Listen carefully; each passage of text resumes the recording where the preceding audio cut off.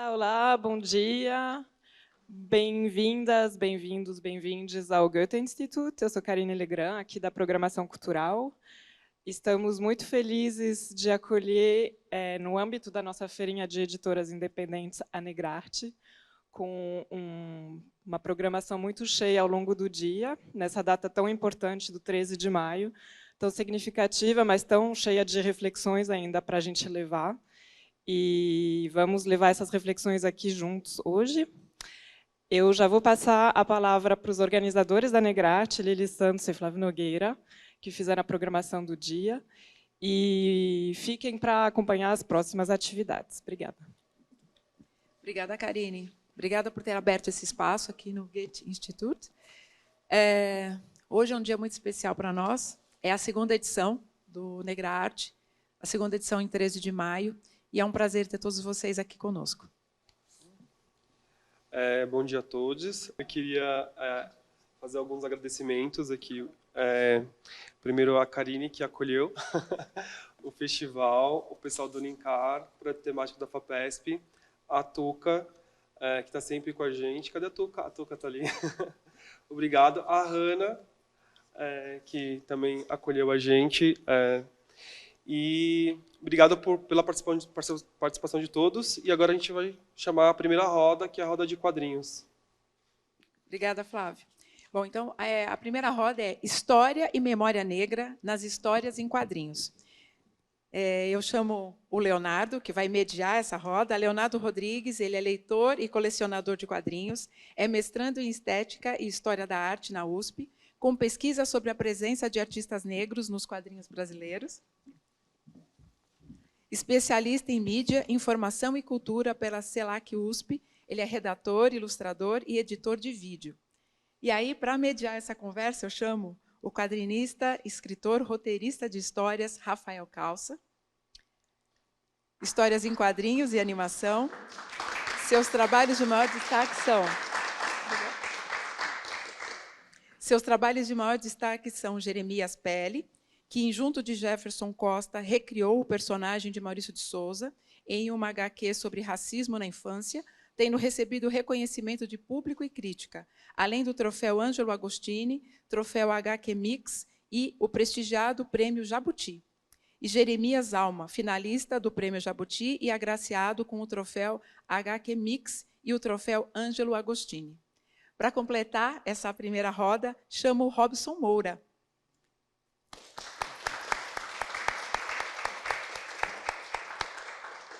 Obrigada. Robson é formado em Educação Artística com habilitação em Artes Plásticas pela Unesp.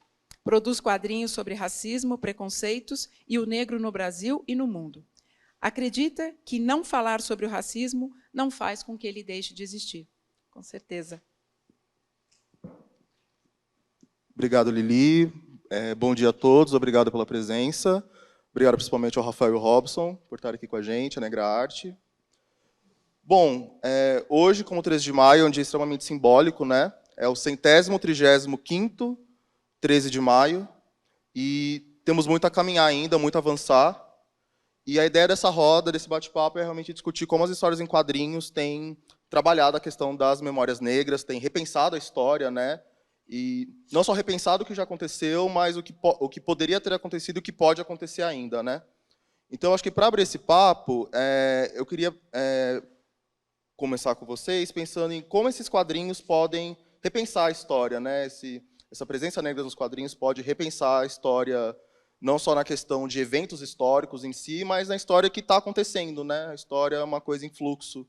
Então, como os quadrinhos podem ser uma ferramenta para se recriar, se repensar, refletir sobre a história.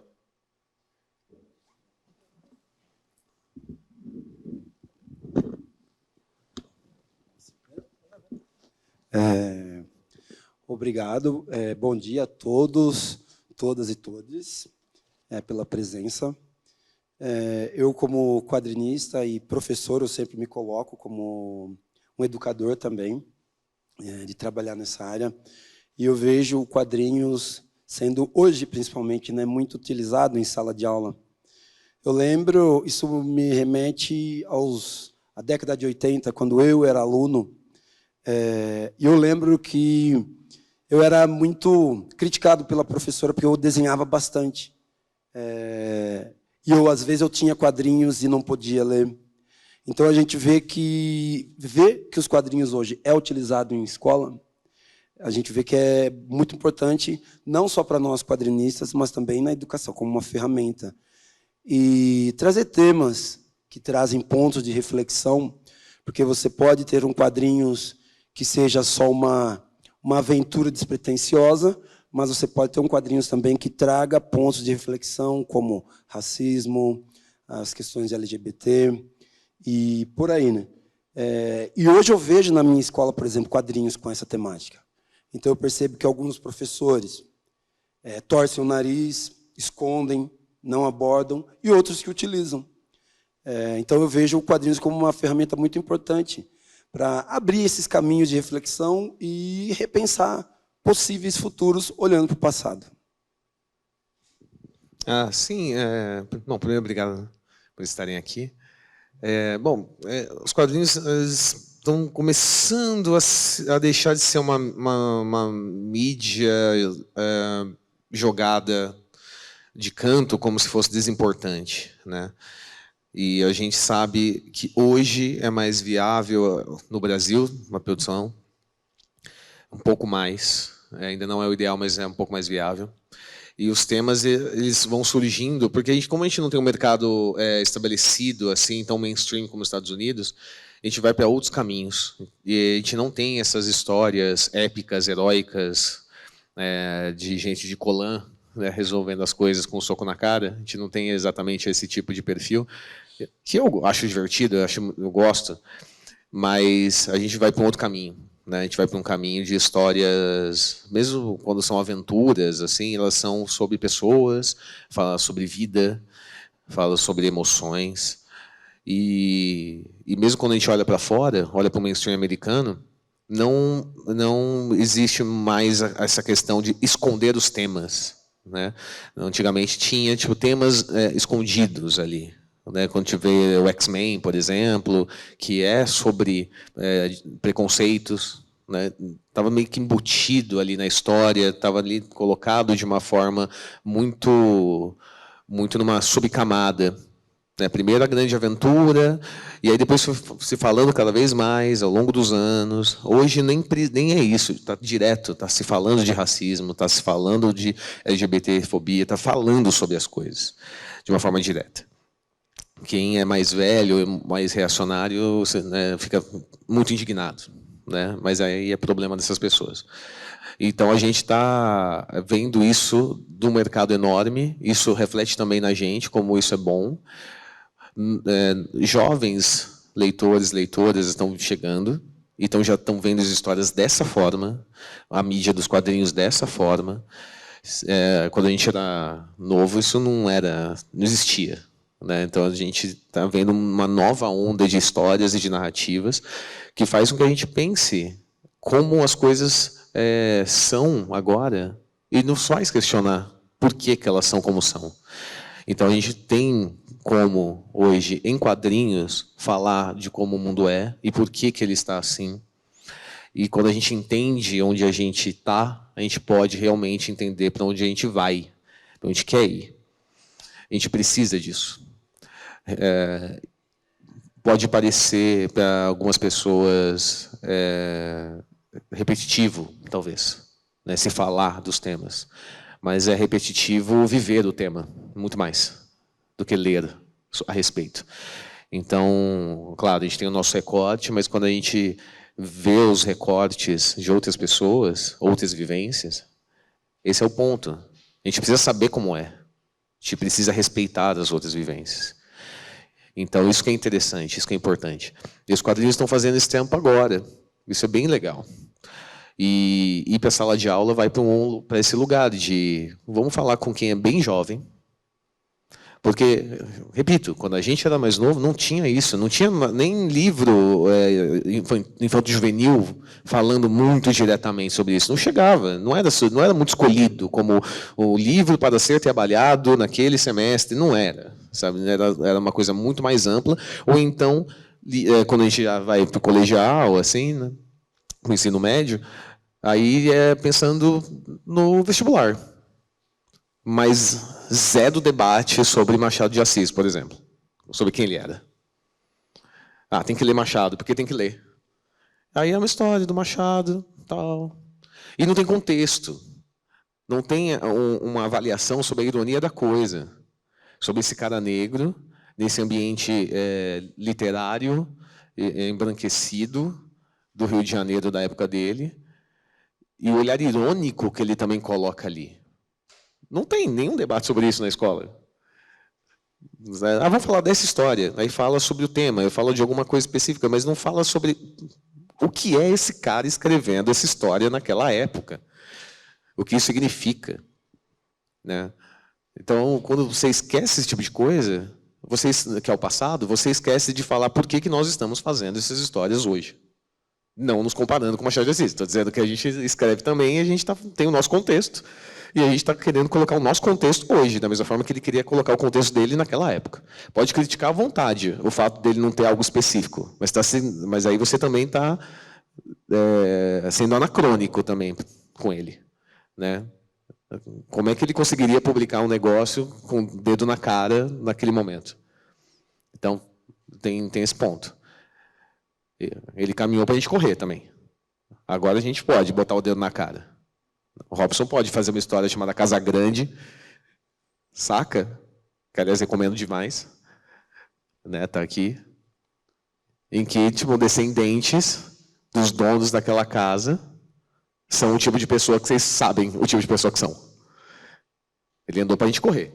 Então é legal a gente olhar para o passado com essa reverência e tentar pegar o bastão da melhor forma possível agora. Né? Sim, e esse tópico da educação é muito interessante, né? Porque esse ano a Lei 10.639, né, que institui o ensino da história africana e afro-brasileira nas escolas, completa 20 anos, mas ainda está longe de ser uma realidade. E o Robson, enquanto professor, né, traz essa vivência de base mesmo, né, da sala de aula, do dia a dia. E o Rafael, com o Jeremias Pele, teve também uma grande participação, né, foi muito convidado para atividades em escolas, né, ter esse contato mais direto com esse público. E é muito interessante pensar em como esses quadrinhos têm sido uma possibilidade mesmo, né? Eu fico pensando um pouco nisso, nessa questão dos jovens, das crianças, dos adolescentes, né? Não restringindo os quadrinhos a esse espaço unicamente, mas sem tirar o peso e a importância desse espaço na juventude também dos quadrinhos, né? E eu fico pensando em como vocês vivenciaram essas experiências, né? O Robson comentou um pouco já dessa questão da sala de aula, da própria experiência, né? De ser aluno e se ver hoje como professor e ver os materiais disponíveis, né? Então eu queria que vocês comentassem um pouco sobre isso também, né? Porque eu vejo pelo menos isso, né? Como muitos desses quadrinhos têm feito esse movimento, né? Como diversas outras artes têm feito, né? A gente fala muito sobre a música, sobre o rap, o hip hop, outras vertentes de música, né? Não somente essas. Sobre o cinema também, mas os quadrinhos também, como expressão artística, têm feito muito esse trabalho, né? Os artistas têm se colocado, têm feito esse trabalho de preservar essa memória, de fazer com que não seja esquecido, né? Eu queria que vocês comentassem um pouco sobre isso, sobre as experiências de vocês. É interessante essa abordagem da questão da educação, do papel dos quadrinhos na educação. Eu trabalho em 2 escolas periféricas, né? Uma é o famoso Elipa, né? O Heliópolis. Estou há 10 anos lá. E agora eu estou em São Mateus também, no Jardim Sinhá, se não me engano, eles chamam ali. Então, eu tenho alunos desde... Eu dou aula para crianças, meu professor de arte, né? Eu dou aula para crianças do 1º ano, por exemplo, já dei aula para eles, assim como dou aula para os meninos do Fundamental 2, do 6º ao 9º ano. E hoje eu também estou com uma experiência, voltando a ter experiência com o pessoal da EJA. Então, é interessante você ver como, independente do tema que você abordar, como ele entra nas pessoas. Né? Eu lembro que vocês comentaram alguma coisa sobre o reacionário, né? O Rafael falou. E você vê como um tema que muitas vezes eu abordo com os jovens, o pessoal do Fundamental, por exemplo, alunos do 9º ano, que tem uma cabeça, como o nível de resistência deles é muito menor a um assunto difícil, que exige uma reflexão. Por exemplo, eu abordei o tema daquele, não sei se vocês lembram, daquele caso famoso do Man, do menino que estava fazendo uma performance. Aí, quando eu vou falar de performance, eu pego esse tema para a gente observar e chegar a conclusões, né, para eles aprenderem o que é performance e o lugar que aquela ali foi parar no contexto, na época, etc. E tem alunos do EJA assim, que parece que querem me matar até, por conta do assunto. E já os meninos, eles têm aquele de, eu não concordo com isso, não concordo com aquilo, mas com mais abertura. Então, é interessante você ver isso, né? Como a importância que o quadrinhos tem, porque o quadrinhos ele vai conversar com o jovem, né? Ele aborda o jovem.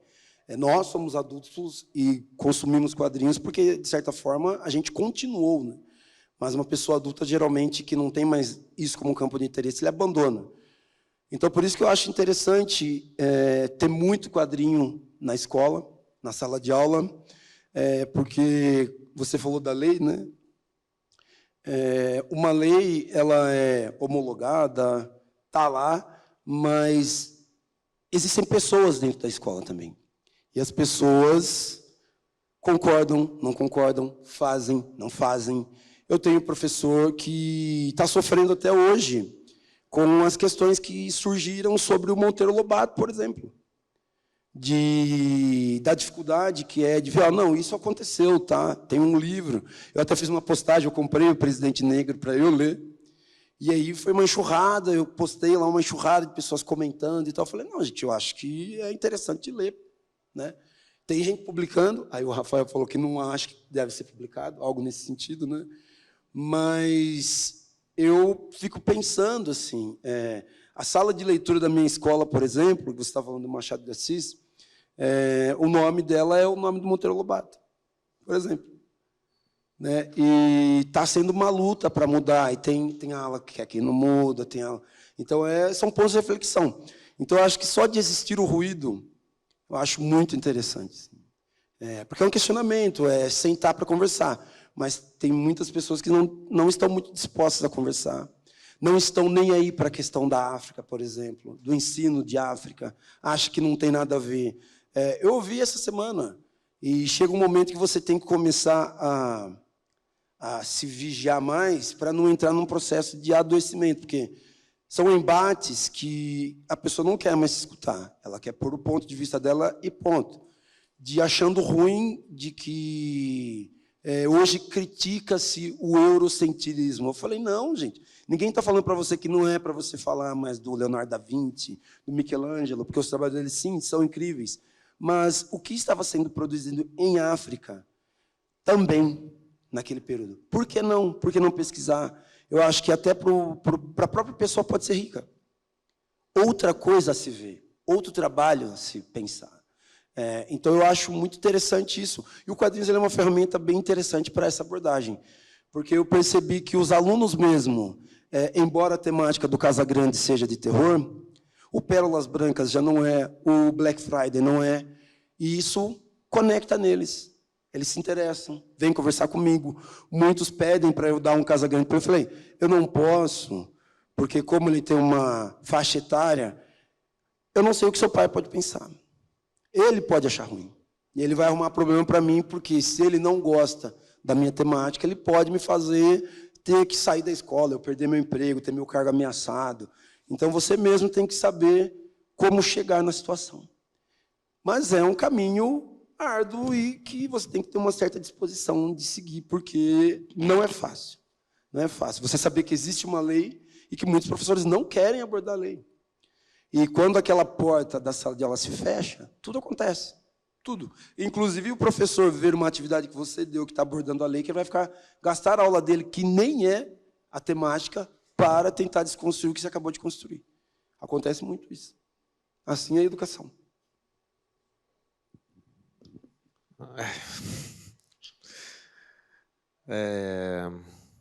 Essa questão da lei, é louco isso, né? Você vê o desinteresse de certas pessoas, você vê não só um racismo, mas também um classismo, né, sobre o que deve ou não ser abordado, que tipo de arte é superior. essa arte eurocêntrica, que é muito roubada, uma das várias coisas roubadas de África, né? É dita como superior, da mesma forma que tipos diferentes de arte, inclusive os quadrinhos sendo colocados como algo inferior, sendo que isso já, quando você utiliza, né, quadrinhos de sala de aula, você não só consegue trabalhar a interpretação de texto, mas outro tipo de interpretação, né, interpretação de imagens, né, de você conseguir que as pessoas comecem a compreender imagens em sequência, comecem a ter uma percepção mais ampla de como compreender uma história. Isso traz inteligências diferentes, né? Mas isso também exige inteligências diferentes dos professores. Muitos estão usando. Tive uma felicidade muito grande do Jeremias, né, do Jeremias Pelle, estar nas escolas, por várias escolas de lugares diferentes do Brasil, assim, foi muito utilizado, muito adotado nas escolas. E também tive um privilégio de receber também uns trabalhos de crianças que fizeram, né, baseados no Jeremias. E um que me marcou bastante foi feito por umas crianças de quarta, quinta série. E aí era tipo, tinha que ler, aí fazer tipo um desenho, um textinho. Alguns não faziam um textinho, fazia tipo um desenho. E às vezes era uma reproduçãozinha de uma situação e tal. Mas teve uma menina que pegou uma cena que é quando o pai do Jeremias ele leva uma batida policial. Assim, ele vai buscar o Jeremias na escola. Ele brigou na escola, porque um menino falou umas coisas racistas para ele. Ele acabou brigando com o menino. E aí chama os pais, tal. Ele vai lá buscar o filho na escola e leva uma batida na ida. O Jeremias é um personagem da Maurício de Souza Produções, né?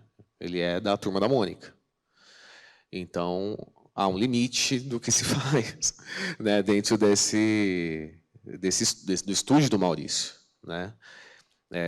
Eu e o Jefferson, a gente teve muita liberdade de fazer essa história com verdade, com a nossa verdade, mas, numa situação de batida policial, fazia todo sentido colocar ali, porque é uma história de compreensão de situações de racismo que o Jeremias vai entendendo ali, junto com o leitor, que muitas vezes não é uma pessoa negra, não sabe esse tipo de vivência, fazia todo sentido colocar uma batida policial. A gente sabe que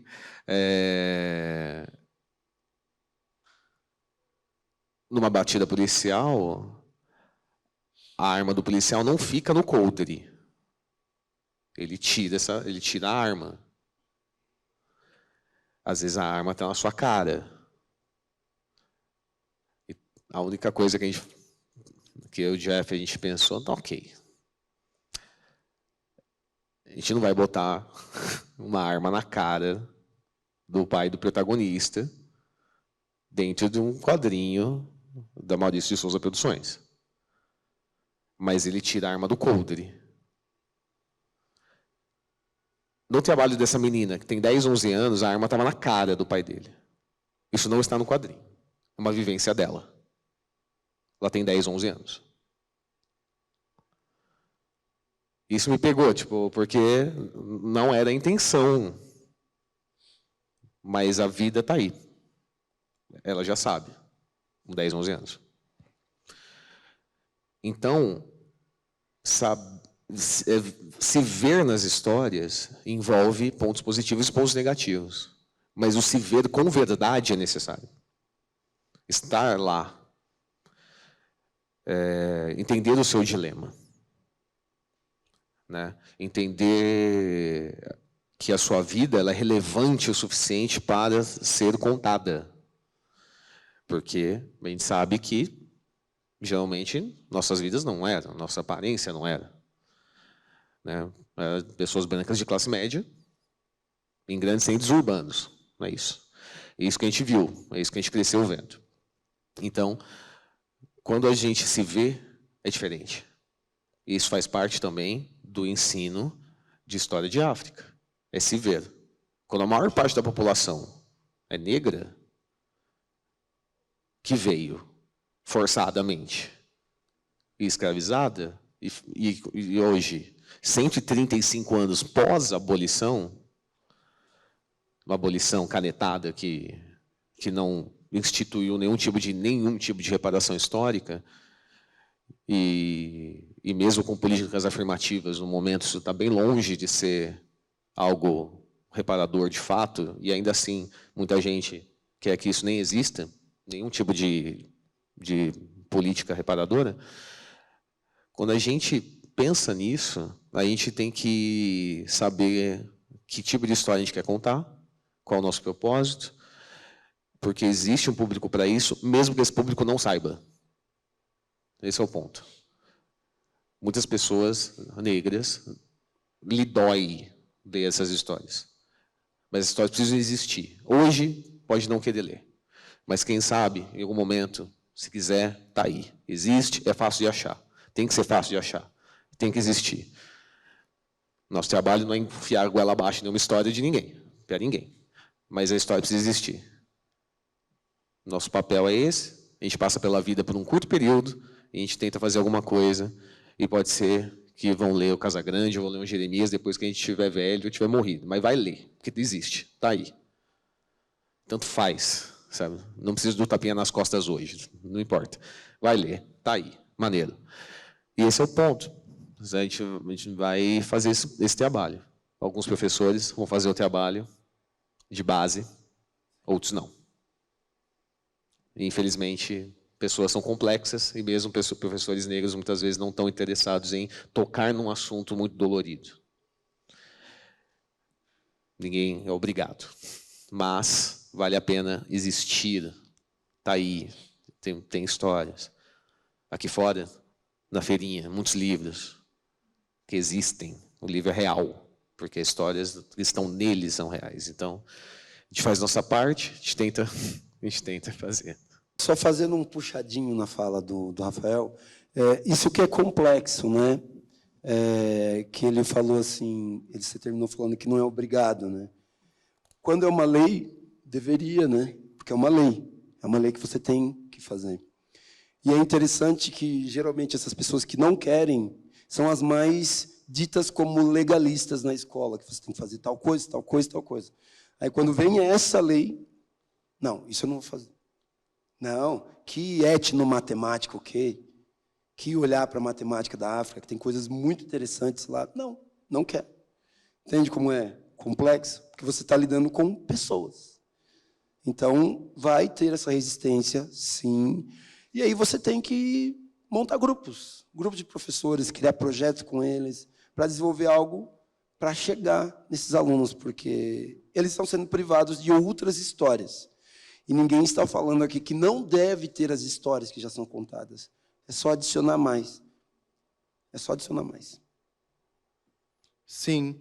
E falando especificamente de dois trabalhos de vocês, o Robson tem o Casagrande, né, que já foi comentado, que é esse quadrinho que é uma narrativa de terror sobre três irmãos racistas que são literalmente assombrados pelo passado escravocrata e racista da família. E o mais recente quadrinho muitos quadrinhos aqui, gente, só para não derrubar nenhum, O Fim da Noite, parceria do Rafael com o Diox, que é um quadrinho que vai falar de 3 gerações de mulheres negras e suas histórias de resistência, de sobrevivência, num primeiro momento, mas de resistência também. E são 2 quadrinhos que vocês abordam, digamos, de forma mais direta, a história do Brasil, né, de certa forma, né? Então, Rafael, quando se debruça sobre essas histórias das mulheres negras escravizadas até os dias de hoje, essa geração de famílias e concessões e dificuldades enfrentadas, e o Robson, que cria essa narrativa de terror que, inclusive, questiona muitos signos da história da arte, não só da arte brasileira, mas a iconografia do negro. Eu queria que vocês comentassem um pouco sobre esses trabalhos, como foram os processos, se colocarem nessas histórias também, porque eu sei que vocês se colocaram nessas histórias, e queria que vocês comentassem um pouco sobre. O Casagrande, né? o Casagrande, ele foi ter esse nome só quando eu estava na página 80, mais ou menos, já de roteiro, assim, desenho mesmo, porque eu não sei como é o processo do Rafael, mas eu acabo dando o nome das histórias ao final. Quando eu termino de ler, eu vejo... Nome é muito difícil, achar um nome legal é muito difícil. Aquele nome que vai ser pã, que você vai pôr assim, todo mundo vai saber do que você quer falar. E eu lembro que eu comecei a costurar essa história de uma casa mal-assombrada. O mote inicial era esse, era uma casa mal-assombrada com espíritos escravizados ali. Quando eu vi, lá pelos 2010, 11, eu não lembro, de uma reportagem sobre uma menina que foi numa casa colonial em Minas Gerais. Ela entrou e dizia que ela foi na senzala ali, num porão que tinha na casa, parecia que tinha fantasmas ali, então ela ficou muito impressionada. Então aquilo me puxou, porque até um tempo atrás eu tinha medo desse filme de terror, né? Mas eu tinha um medo com a curiosidade, né? É aquele medo que você assiste com o olho fechado e o outro aberto. Sempre me interessava também. Daí eu comecei a assistir vários, aí você vicia, né? Você acha engraçado até e tal. Aí eu comecei a elaborar o Casagrande, e aí veio o Corra. Eu sempre conto isso porque é uma piada, até eu dou risada quando eu conto, porque você imaginar que aquilo ali, eu pensei o Casagrande antes do Jordan Peele, é até engraçado, né? Porque o Corra, ele tem a mesma pegada. Eu falei, não, pronto, era mais ou menos isso daí que eu tinha pensado mesmo. O filme Corra, ele é incrível, muito bacana, né? Não digo que é o melhor dele, mas é o que mais puxa o pessoal, né? Que deixou o diretor em evidência. E ali ele me ajudou a dar uma caminhada assim, do que fazer, né? Aí eu ficava pensando, Casagrande, uma propriedade privada, né? Então isso vai se relacionar aí passado colonial. Só que algo que sempre me incomodou e incomoda é entrar na internet. Hoje acho que todo mundo acorda e já pega isso daqui, né, para desligar o despertador, depois já vai ver mensagem que recebeu, não sei o quê. A gente não tem mais como escapar disso, só não tendo né, para não fazer isso. Né? O lado bom e o lado ruim é que tem bastante informação, mas eu não sei se o nosso cérebro aguenta tanta informação, porque muitas vezes você vê um cara que se manifestou racista, um cara que se manifestou... Porque isso está muito comum, né? No Brasil, você vê mensagens da pessoa falando que é abertamente assim. Aí eu ficava pensando, o que aconteceria se essas pessoas, porque as minhas personagens são essas pessoas, né? Tanto é que eu pego frases específicas que foram ditas na época e coloco na boca dessas personagens. Porque porque eu me sentia mal quando eu lia aquilo, uma pessoa falando abertamente, eu sou racista, não quero aquele preto, não quero ir no táxi com aquele cara, não sei o quê. Eu ficava mal pela pessoa, por mim mesmo. Falei, pô, isso pode acontecer comigo a qualquer momento, eu tenho um filho, isso pode acontecer com o João. Então, eu precisava de uma catarse, né, de soltar essa energia em algum lugar. E aí eu fui a minha história. É aí que eu acabei incorporando os 3 irmãos, que são descendentes de um senhor de engenho, né, o Dávila, que ele também tem um descendente que foi bandeirante, que daí eu fiquei pegando nomes da história do Brasil, né? Os Dávilas eram lá no Recife, se eu não me engano, do Casarão, que foi conhecido como um dos senhores de engenho mais cruéis. Aí eu coloco isso, e aí os fantasmas vão se vingar não só pelo passado, mas pelo presente, porque eles vão para Casagrande, porque um dos irmãos, ele assassinou uma pessoa negra.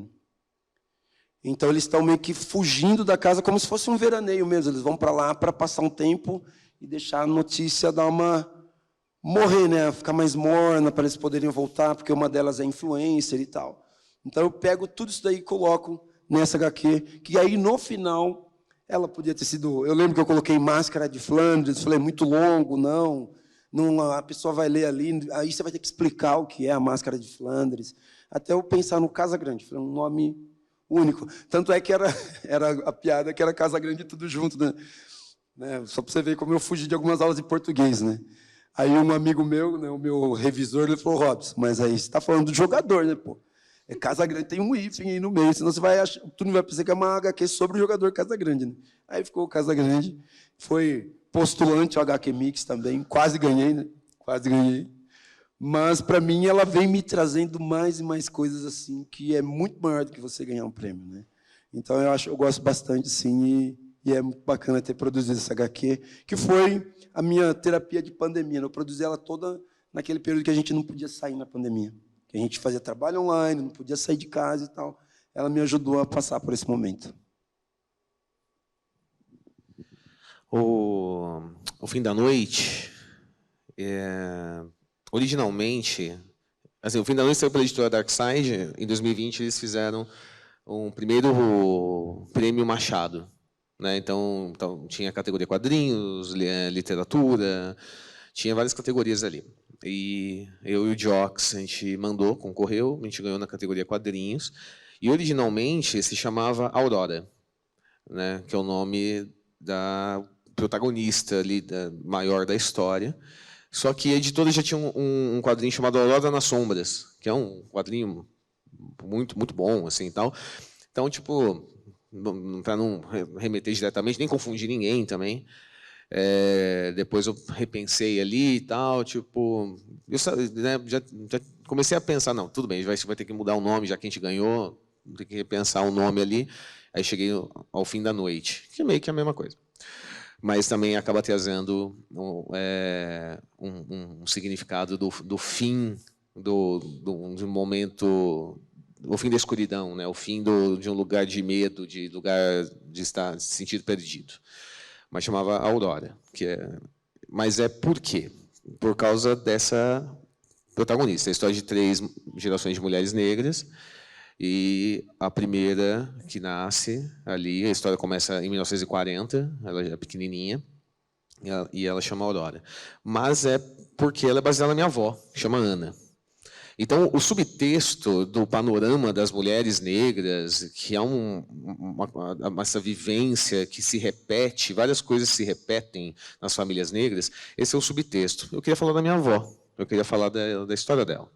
Eu queria pegar histórias que ela contou para a minha vida toda, coisas que ela passou, né, ficar órfã aos 4, ser criada por uma família ali branca de amigos da família, mas botaram ela para trabalhar aos 10 anos como empregada na casa dos outros, em uma situação análoga à escravidão, que é porque teto e comida, da batalha dela, para os filhos conseguirem estudar. Então, a filha dela, que chama Ruth, é baseada na minha tia. Então, eu queria falar delas, principalmente da minha avó e da minha tia. Pessoas essenciais na minha vida. E que dedico a elas os Jeremias e tal. Eu queria falar disso. O subtexto de toda uma estrutura social em que as mulheres negras vivem é o subtexto consequencial, assim, tipo, porque é assim. Mulheres negras têm idade para ser nossas avós, a chance delas terem trabalhado como empregadas domésticas em casa de família é enorme. E só muitas vezes esse trabalho duro pode ou não ter aberto possibilidade para que suas filhas não tenham que ter feito isso. Mas minha tia também trabalhou em casa de família. Minha mãe também trabalhou em casa de família. Então, são histórias repetidas. E como sair desse ciclo? Então, a ideia dessas 3 gerações é isso. De como gradativamente estamos sempre procurando que a próxima geração saia desse ciclo. Né? E queria homenageá-las, né? Porque se eu estou aqui hoje, estou podendo falar do meu trabalho, se eu posso ter alguns livros, é por causa delas duas. É por causa delas, né? Fizeram o trabalho de que eu pudesse sair do ciclo, né? Que eu, como homem, se eu seguisse esse ciclo, eu estaria trabalhando como porteiro, como zelador, como faxineiro. Esse é o ciclo. E esse é o ciclo que normalizam para as pessoas negras, né? Então, é isso. Minha avó está com 87 anos, ela não lê muito, ela não lê quadrinhos, ela acha muito bonito o que eu faço, mas ela não lê. Minha tia já é responsável por tudo, né? Ela é professora de literatura, ela que colocou o livro na minha mão, ela que transformou o quadrinho em brinquedo. Então, ela leu, né? Ela bateu, né? Então, é para isso. Ela que é o motor da coisa, assim, para mim. Então, ela leu. Isso, e lembrou de coisas ao ler. Então, a ideia era essa. Então, eu fico muito feliz de ter conseguido publicar essa história por uma editora legal como a Darkside, uma puta editora, uma editora que tem um cuidado gráfico muito bonito.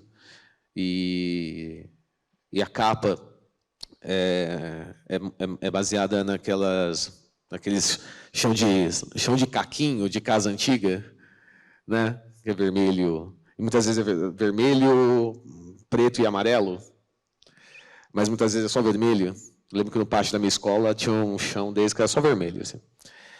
E eles vieram com essa sacada, assim, esse chão de caquinho, e com o desenho que é lindo, o desenho do Diox, acaba trazendo assim, uma família que é muito quebrada, não a família em si, elas são unidas, mas coisas quebram pessoas, né? Situações quebram pessoas, mas elas estão juntas. Elas estão juntas. A história vai a quase 80 anos de história, né? Entre a Aurora ter 4 anos de idade até a sua filha Vitória ter ali ter mais de 18 anos assim já. E elas estão juntas. Elas estão juntas. Isso é e quando eu vi a ideia da capa, eu pensei, nossa, é isso. Eu tinha tido uma ideia de capa que foi sonoramente ignorada, assim, porque tipo aí depois eu pensei nisso, sabe? Aí eu falei, nossa, esquece aquela ideia, essa ideia é muito melhor. E diz tudo de uma certa forma logo na capa, assim. Então, eu tenho muito orgulho dessa história. Eu acho que era o tipo de coisa que eu não poderia ter feito anos atrás, eu acho, sabe? Eu tinha que ter feito alguma coisa antes, alguma coisa que me trouxesse um tipo de maturidade também emocional para falar desses assuntos, assim. E esse é o fim da noite. Então, espero que possam conhecer e que gostem.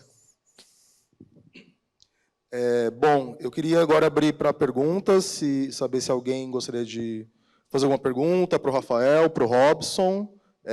Tem um microfone que vai ser passado, caso alguém queira perguntar alguma coisa. Oi.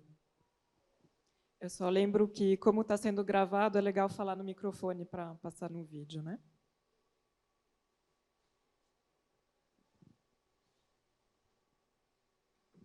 Bom dia. Acho que tá. Oi? Estão me escutando? Meu nome é Carolina, eu sou doutoranda em Estética e História da Arte, sou colega do Léo, e eu escrevo literatura, tenho bastante interesse em literatura que tenha esse viés mais com os problemas, com as questões da realidade, né? E também tenho bastante interesse nos quadrinhos que eu não tenho experiência. Eu queria que vocês falassem um pouco sobre o que vocês percebem de diferente dentro dessa linguagem que a gente pode trazer para construir as histórias, que ela difere do texto mesmo, literário, que não tem as imagens. Então, se vocês teriam alguma dica, algum conselho, alguma percepção que seja específica para construir essas narrativas dentro de um formato que seja visual, para poder passar essas mensagens, essas histórias, com esse objeto que é a imagem, né? Então, se vocês tiverem alguma coisa para falar sobre isso, é a minha pergunta. Eu falo muito disso quando eu dou aula de roteiro, né? E quadrinhos é uma linguagem visual muito próxima, muito irmã do audiovisual também, em que você tem que colocar ações. Então, quando você adapta literatura, por exemplo, para o audiovisual, você percebe que não dá para ser a mesma coisa, porque muita coisa ali é o sentimento, ou o que o personagem está pensando. Você consegue, na literatura, fazer uma coisa muito rica, que é transitar entre uma ação, que é uma pessoa está indo para tal lugar, para uma lembrança, e você vai porque ela sente daquela lembrança. Se você for transformar isso em ação, você vai ter que recorrer, às vezes, a um flashback, e às vezes não é a melhor forma naquele momento, pode ficar pobre, né, aquela resolução visual. Então, quando se torna visual, é uma outra mídia, então, na hora de escrever, acaba sendo muito similar a escrever audiovisual. Então, porque é muito sobre ações. Você precisa colocar e apresentar esses personagens, pelo que eles fazem e pelo que eles falam, muito mais do que literatura. Você consegue fazer um livro inteiro, sem que o personagem fale nada, mas você conta quem é, o que sente, o que viveu. Eu não preciso dizer exatamente nenhuma palavra. E você pode também fazer uma não história, por exemplo, em literatura, né? Nada exatamente está acontecendo, mas todo o emocional está ali, isso é uma história incrível. Isso já não dá para fazer exatamente em quadrinhos, por causa do visual. Então é necessário pensar nas ações dos personagens. O que eles estão fazendo e o que eles estão dizendo. É assim que você apresenta esses personagens. Não tem muitos roteiros de quadrinhos, tem na internet para achar, né, principalmente em inglês, na maioria das vezes muito roteiro de quadrinho de super-herói e tudo mais. Então é muito mais fácil achar roteiro de cinema, né, ou episódios de série, para compreender melhor, né, tipo, como é que é. Porque é muito similar a estrutura, né, e o formato de um roteiro de quadrinho é muito similar a de um roteiro de audiovisual. Então, daí dá para entender melhor como funciona. Raramente a gente acaba vendo... a Netflix lançou a série do Sandman, né, há pouco tempo. Ele é originalmente uma história em quadrinhos maravilhosa, né, que saiu começou no fim dos anos 80, né, acho que 89, e é um dos grandes títulos de quadrinhos assim que existem, e saiu pela Panini um Absolute, né? São 3 álbuns grandes assim, que são 75 edições, então separado em 3 álbuns, e a graça é ver o processo. Então tem o roteiro do Neil Gaiman, né, que é o roteirista, o criador desse quadrinho, tem o roteiro, o texto, como ele se comunica com quem desenha. Aí depois parte para a parte da arte, né? O estudo da página, o desenho do lápis, a arte final, a colorização, os balões. Tem todo o processo ali. É interessante também dar uma olhada nisso. Mas isso é fácil de achar na internet, não é necessário que leia isso exatamente para ver. Mas, pensando em como construir um roteiro, acho que é válido pensar no audiovisual como uma referência. É muito mais fácil de você encontrar roteiro de filmes do que de quadrinhos. Eu mesmo, eu gosto de... Já tive 2 experiências de adaptação de contos específicos. Por exemplo, o Pai contra a Mãe, do Machado de Assis, que é intenso, né? É muito intenso. E traz pontos de reflexões bem fortes ali, né? De um cara que quer ganhar dinheiro, está inserido dentro de uma lógica, ao mesmo tempo ele é um capitão do mato, e ele quer alimentar uma boca na casa dele, mas tem que ir atrás de uma mãe. E eu já fiz essa adaptação, e fazendo esse olhar crítico. E outro que eu me lembro, que eu já usei em sala de aula com uma professora de português, que eu gosto muito de literatura, assim, ajuda muito. Tem um conto do Rubem Fonseca, acho que é o João Grande, João Pequeno, uma coisa assim o nome.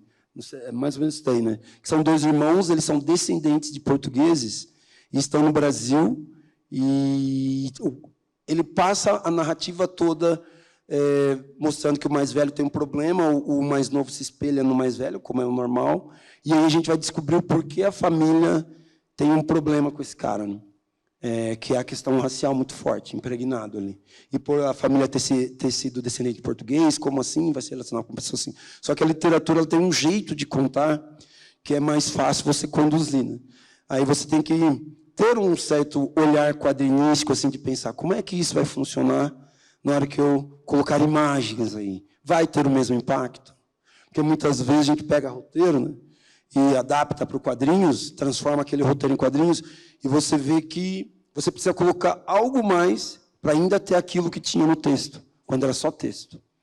Então, a minha dica é porque eu bebo muito de literatura. Assim, o Casagrande, mesmo, para eu montar ele, eu li tudo que tinha aí sobre Casa Mal-Assombrada para me ajudar a entender os mecanismos daquilo ali, para eu poder construir uma história em cima.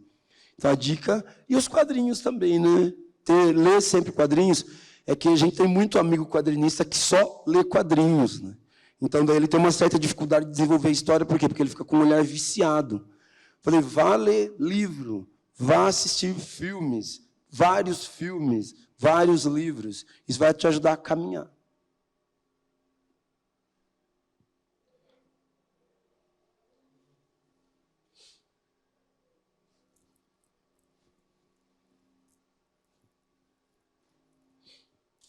Oi, bom dia.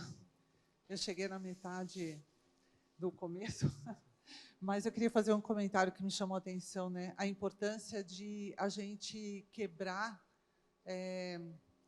a cultura da casa, a cultura da família, a cultura das gerações, né? Quebrar a transgeracionalidade das coisas.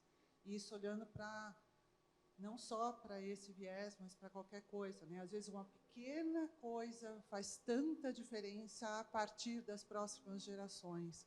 Então, muito legal isso, assim. Isso, acho que essas histórias elas mexem dentro da gente em algum lugar, né? Quando a gente tem uma família que vem repetindo tradição que não leva mais a nenhum lugar, que a gente precisa mudar alguma coisa, né?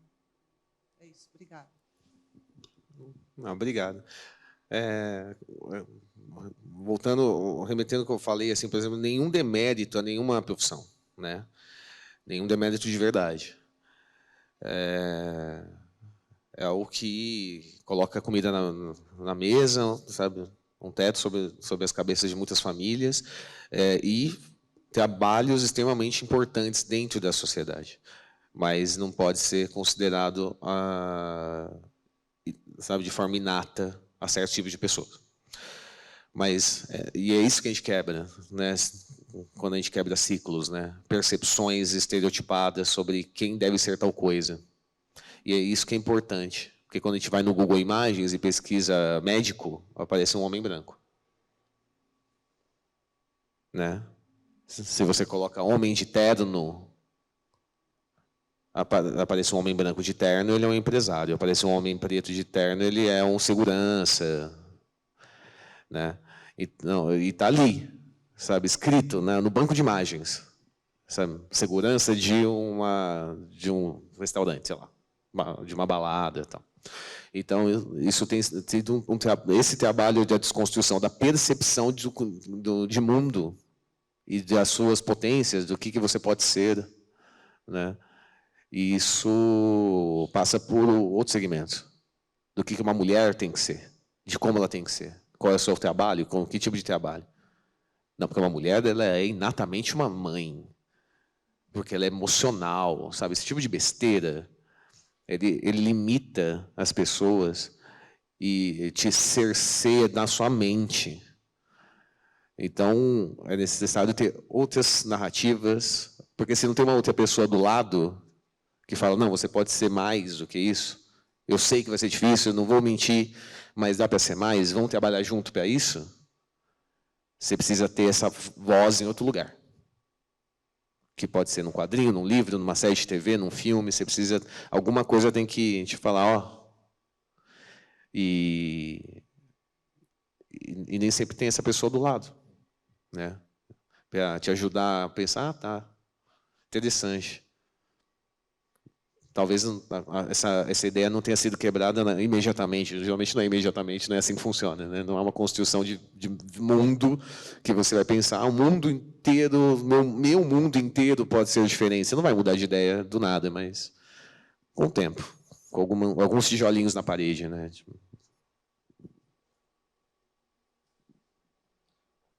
Mais alguma pergunta?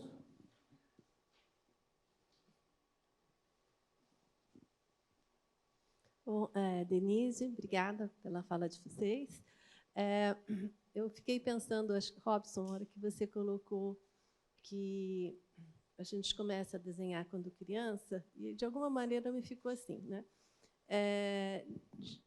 alguns continuam desenhando, alguns continuam criança, e eu fiquei querendo que vocês conversassem um pouco mais sobre essa separação entre o desenho, a criança, o texto, o adulto, não é? E a dificuldade disso, né?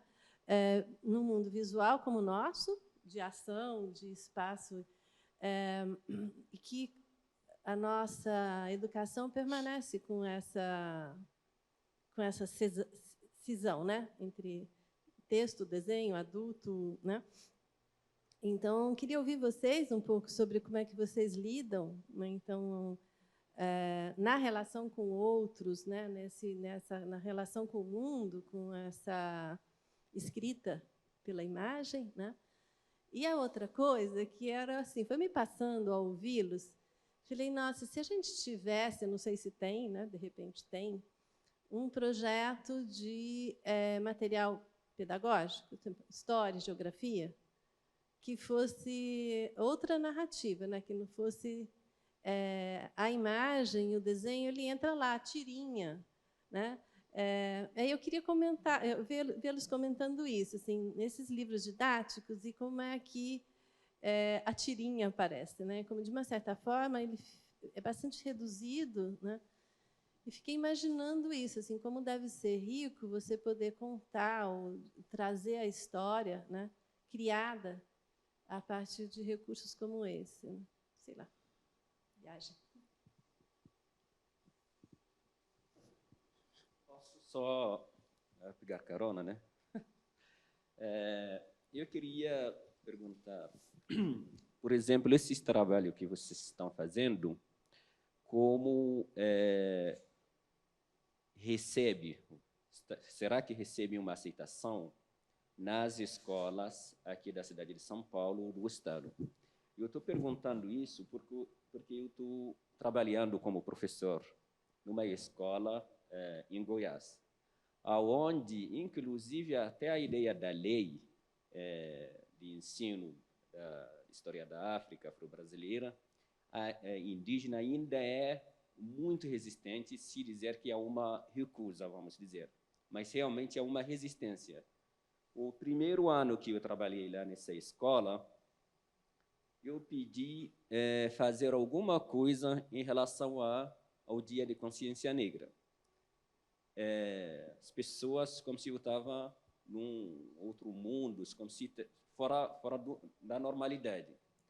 Mas, de toda forma, atualmente, realmente é inclusive a semana passada, a escola organizou uma coisa sobre a cultura indígena, o Dia Indígena, etc. Então, acho que esses livros, por exemplo, esses textos, essa abordagem que está na contramão do que é o Brasil, vamos dizer, eurocêntrico, que vocês comentaram, poderia realmente servir, né, as pessoas entenderem que o Brasil é múltiplo e diversificado, não só aquele Brasil branco, loiro, que vem da Europa, aquela ideia, a Revolução Francesa. O que é que uma pessoa faz com a Revolução Francesa, por exemplo? Sem entender que o Brasil é negro, o Brasil é indígena, antes de entender que o Cabral descobriu, que é o maior fake news que o Brasil já produziu até hoje. Então, minha pergunta é essa. Obrigado. Eu só vou precisar pedir para vocês serem um pouco objetivos por causa do tempo, Tá. Infelizmente. Eu vou. É interessante a questão do desenho que ela falou, da resistência, mas a gente sabe que a arte ela acha esses caminhos, né, de conexão com a pessoa, de alunos que acabam se formando, não vão para a área, mas continuam trabalhando com isso, e acabam desenvolvendo trabalhos relacionados à arte. Eu sei que a Unesco, por exemplo, tem uma série de quadrinhos que você acha em PDF sobre África, sobre a realeza africana, tem da Nzinga, tem, acho que, das Amazonas da Daomé, parece que tem também, das questões, né, das mulheres, das rainhas-mães lá da África. E aí esbarra no ponto da pessoa, professor, ir atrás disso ou não. Esse é sempre o ponto, ele querer ou não querer. E que também se conecta com o que ele falou, né?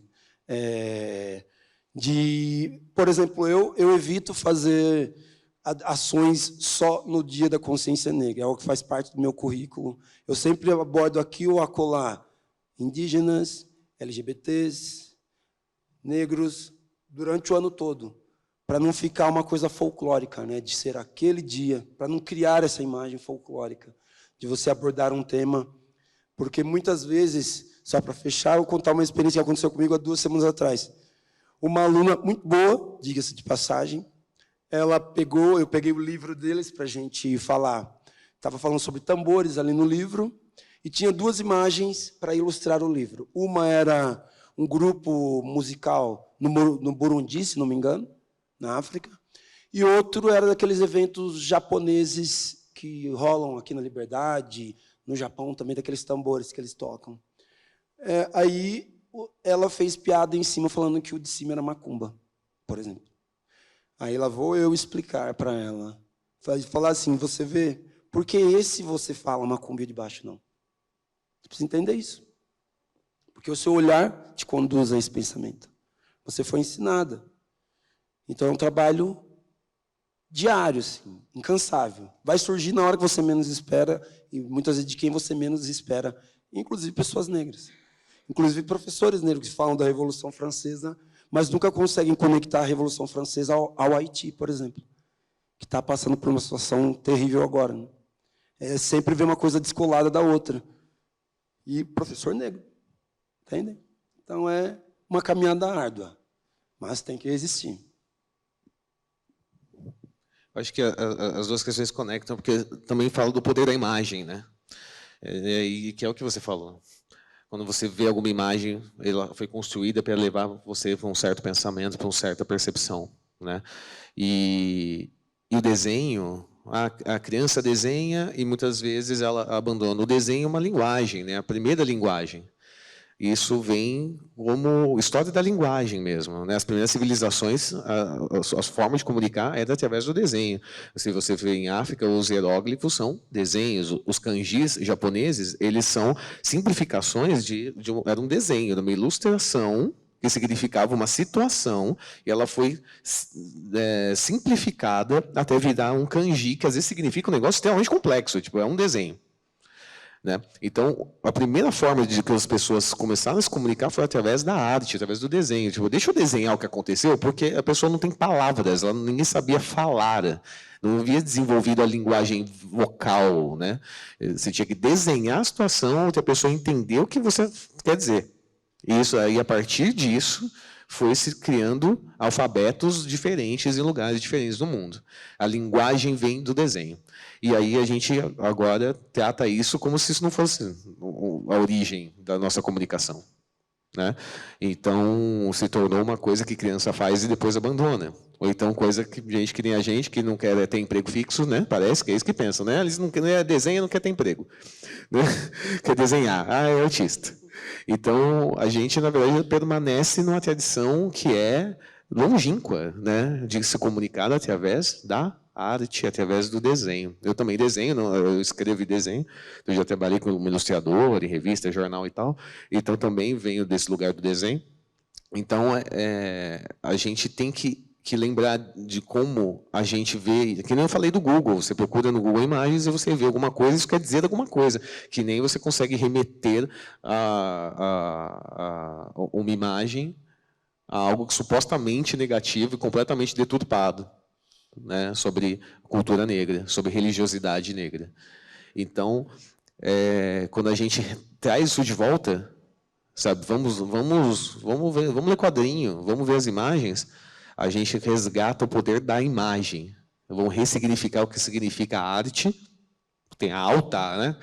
A arte superior, artes plásticas brancas ou a narrativa superior. Vamos trazer isso e falar tudo é arte. Tudo é tanto quanto, e quadrinho é uma mídia tão rica quanto a literatura, é uma vertente, é uma mistura de literatura com artes plásticas, é uma mídia totalmente própria. Né? A discussão, quadrinhos e literatura é até besteira, porque é uma mídia própria. E faz parte do visual, faz parte do desenho, faz parte da representação do mundo. E aí tem a diferença de como A, B e C representam o mundo através de algo visual. Bom, eu queria, então, infelizmente, a gente vai ter que encerrar o papo, mas agradecer muito a presença de vocês, do Robson, do Rafael, a presença de todo mundo aqui hoje, e reforçar o convite para que leiam mais quadrinhos, que leiam os trabalhos do Rafael, do Robson e de tantos outros artistas que a gente tem. E é isso. Muito obrigado. E o Robson, inclusive, está com alguns quadrinhos aqui para venda. Quem tiver interesse, só procurar ele. Muito obrigado.